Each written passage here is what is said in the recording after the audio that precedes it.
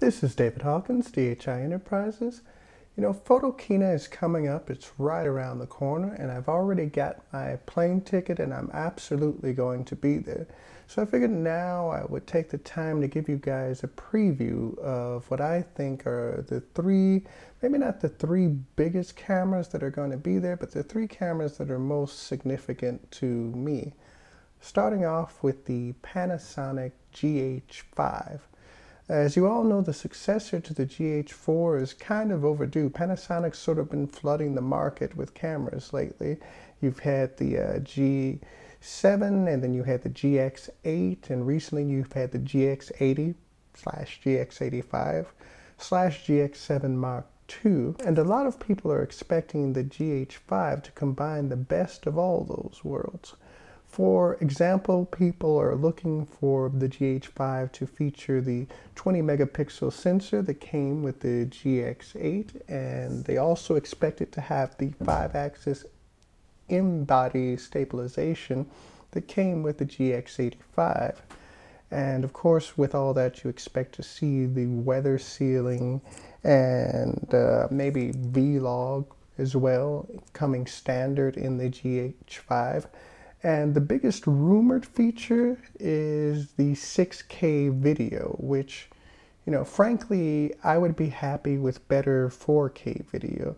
A lot of cameras, including the Sony cameras, do 100 megabits. The GX8 did 100 megabit, 4K, where, you have cameras like the Canons, like the X10C, I think it's called, that have like 320 megabit per second, 4K video. So I would like to see a higher bit rate in 4K and maybe something like 120 frames a second 4K instead of the 30 frames a second or the 24 frames a second that people have become accustomed to, which is, okay when you're dealing with the camera, but when you have cameras out there such as the FS7 and the FS700 and the FS5 that are at least doing 60p 4K, in these modern times, I would hope for something more like that from Panasonic.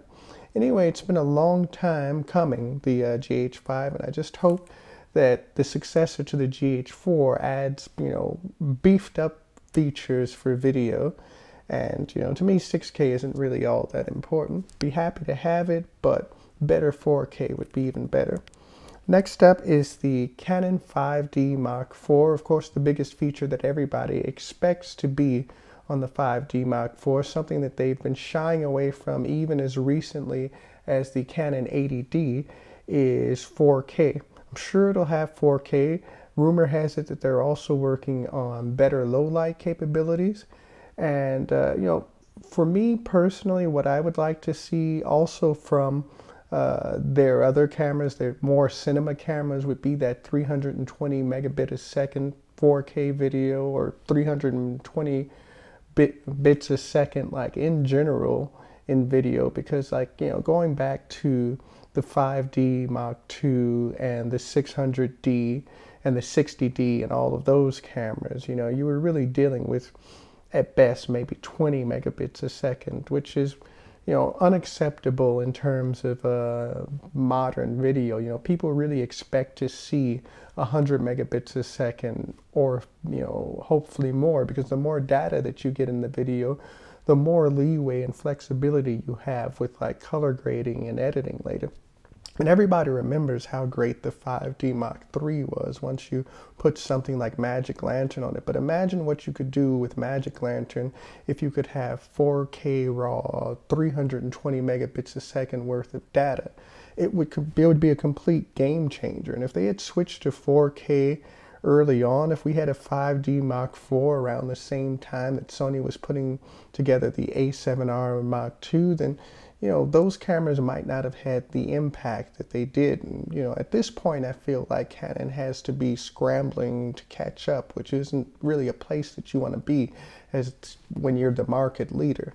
Finally, Sony is rumored to be releasing some camera. We aren't sure yet if it's the Sony A9 or the Sony A7 Mark III, But to touch up on it, like, you know, there is a gap in Sony's coverage of cameras. They don't really have something that matches up to a 1DX or a D5 from Nikon.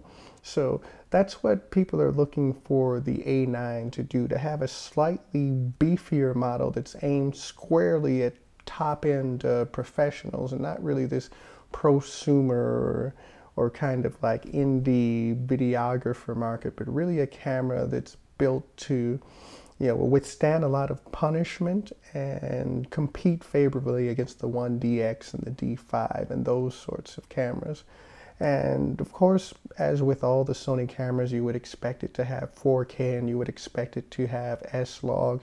A lot of people would pray that it has a touch screen now and maybe even some sort of a flip out screen, although that wouldn't be as essential in the pro level of cameras because you don't really have that in the 1DX or the 5D series. So, but it would still be nice for them to introduce features that we haven't already seen in the A7R Mark II or the A7S Mark II. It would be nice to see some sort of a change in ergonomics from Sony, be it a touch screen or be it like just, you know, an enhanced menu system to make things easier to navigate, because that's the other big complaint that a lot of people have when it comes to dealing with Sony mirrorless cameras, is that like the menu navigation system is just way too cluttered and way too confusing, and it would be nicer to have something a little bit more streamlined. So those are the three cameras that I'm going to be looking for at Photokina this year. So if you want some fair and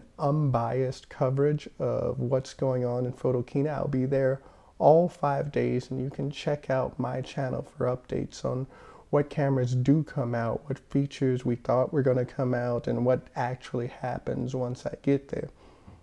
So that's it. That's the Photokina preview, and I'll keep you guys updated as more rumors come in and as the news of new cameras come in. Again, this has been David Hawkins, DHI Enterprises, at The David Show on Instagram, and I'll see you next Tuesday. Thanks for watching. Maybe you want to take away the 30-minute limit from your video, or check out one of my new videos down here. But above all, please click the red subscribe button below. That's going to let you see all of my latest shows as soon as they come out. Again, this has been David Hawkins. Follow me on Instagram at The David Show. Catch you later.